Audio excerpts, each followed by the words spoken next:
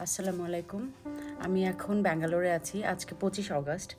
আমি আমি এখানে আজকে সকালেই পৌঁছেছি 10:30টার দিকে। আর আমি গতকালকে রাতে আমার বেস থেকে জেদ্দা থেকে আমি রওনা দিয়েছি। তো আসার পরে একটু রেস্ট করে ফ্রেশ-ট্রেশ হয়ে রেস্ট করে তারপরে এখন আমি একটু বাইরে যাব। এখন সন্ধ্যা 5:45 বাজে। বাইরে যাব। আমার মূলত উদ্দেশ্য হচ্ছে খাওয়ার জন্যই বাইরে যাওয়া। বিকজ আশেপাশে খুব তেমন কিছু নাই খাওয়ার জন্য। আর পাশে এখানে 6 কিলোমিটার দূরে একটা মল আছে। মলটার নাম এক্স্যাক্টলি আমার জানা নাই। কনসার্টসে জিজ্ঞেস করে নিতে হবে।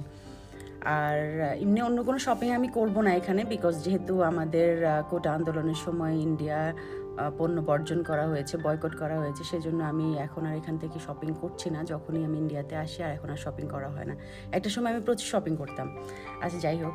আর আজকের এই তো আমার ছোটোখাটো যতটুকু আমি ট্যুর করব ততটুকু আপনাদেরকে দেখাবো। ভালো থাকবেন।